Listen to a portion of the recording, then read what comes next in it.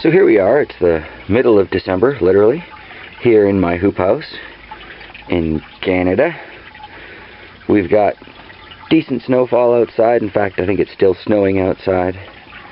And we're just stopping to take a quick look around the inside of my greenhouse so I can show you all what's still growing on,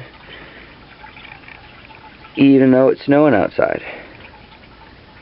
Now, I shouldn't say inside my greenhouse, as I've recently learned this is in fact a hoop house. But with the snow outside, let's take a look and see how my compost heaters are doing. I've got a thermometer over here. Look at that, it says it's almost 40 degrees Fahrenheit or about 5 degrees Celsius. So even though it's snowing out there, it's not quite frozen in here. As you can see, my hoop house is a mess. But those of you who follow my channel know I'm pretty much always doing at least a couple of things. The aquaponics system seems to be doing survivably well, let's say. You know, it's not doing anywhere near as good as it did in the heat of the summertime. But I've recently learned that the bacteria has a lot to do with that. They like to be kept at a certain temperature, and when it gets below that, they pretty much go on strike. Work stoppage program. It's not cool. We're negotiating with them, trying to raise the temperature in the grow beds so that we can get an active nitrification cycle going on, because I've still got rather a lot of fish. Last night's dinner. And they're still making all that ammonia. So I'm going to need to get that one figured out. Let's take a look at what's still growing in here though, even though it is December. Here I have my lemon tree. The prize amongst my lemon trees, in point of fact. Started this from a seed I found in a lemon in the very back of the fridge that, well, how to describe how it looked. There's no way I was going to eat that lemon, let's just put it that way. So I planted a few seeds from that. I kept a few others, just in case. I like to have a backup plan. I took the largest one and put it into one of my self-watering grocery bucket systems. There's a video somewhere on that. I can't think at the moment what it's called. But that lemon seems to be doing fairly well. It's definitely doing better than all of the other lemons that sprouted. The English mint isn't looking so great, but this poor mint has been really abused and doesn't get a lot of light where it is. So that's probably my fault, really. Here we have our golden oregano. You can't kill this thing.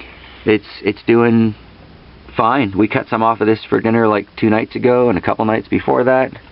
So it's clear that even in a hoop house you can grow your thinner leaved oreganos. I mentioned in one of my earlier videos that my Cuban oregano, oh, how I love my Cuban oregano, died in the first freeze. It's too poofy, can't handle it. The tricolored sage hasn't really gotten any bigger over the last month or so, as compared to its neighbor over there, which definitely has. But it's definitely, you know, still alive. It hasn't dropped dead on me, so that's a good sign. My chives are killing me, because I love chives, and they're just not growing this winter.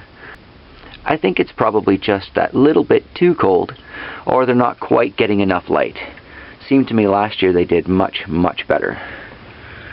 You know, here we have my pineapple mint, which is doing just fine. The lemon balm seems to be suffering a little bit from the cold, if you notice the browning around some of those leaves. But for the most part, it seems to be doing okay. There's new growth in the bottom. It's gotten a little bit taller over the last month. So, I'm thinking a little bit warmer in here, that would probably do just fine. And you'll notice when we get to the lemon balm I have in the aquaponics for comparison, it seems to be doing better as far as the browning, but it hasn't grown as much. Quite interesting. Back here the catnip isn't doing very well at all.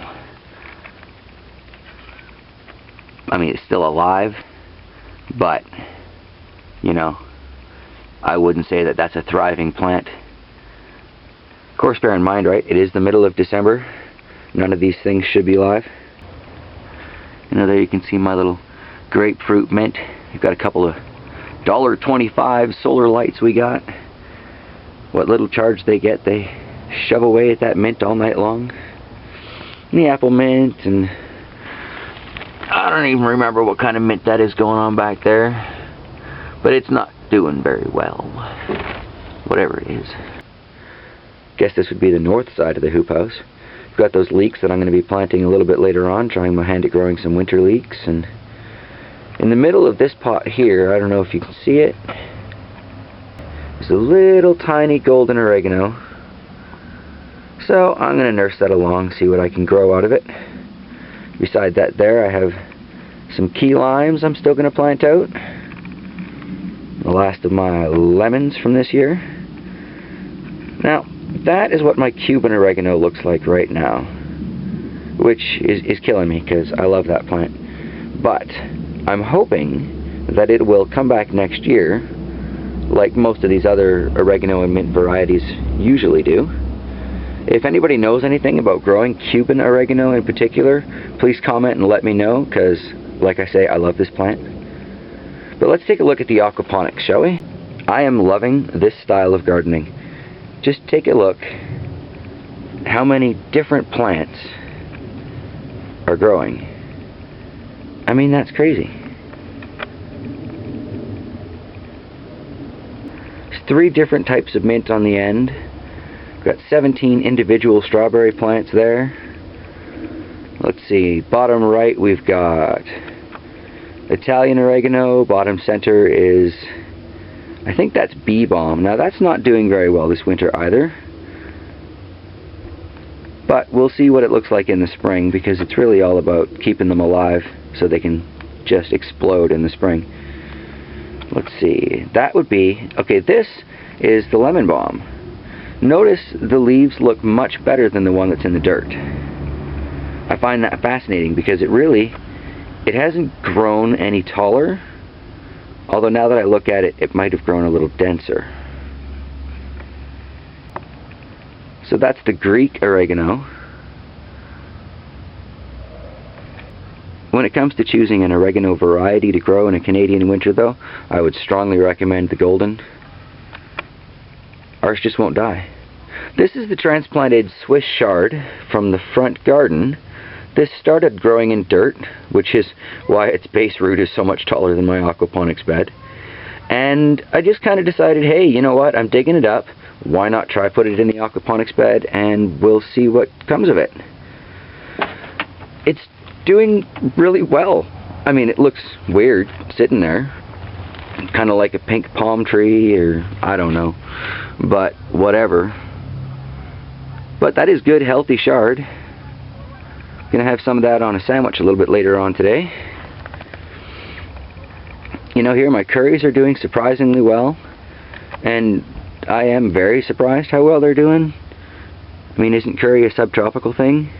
And this is December in Canada, so yeah, I'm more than a little surprised. Loving it though. Just threw some of that into dinner last night. The 2 different varieties of rosemary seem to be doing fairly well as well. Got barbecue rosemary and garden blue. Now the chard that I've got growing in my aquaponics full time, you know, its base is nowhere near as large as that one that came out of the soil, which says something interesting there.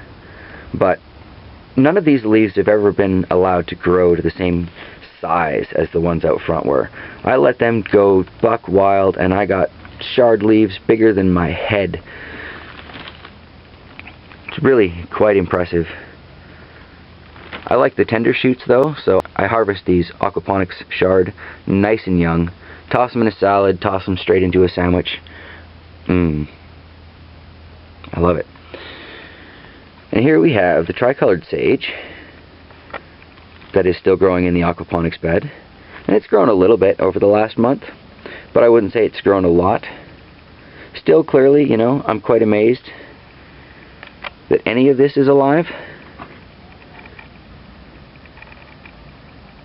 When you consider the fact that it's still snowing outside today. Golden oregano, Canadian gardener's choice, or at least this Canadian gardener's choice.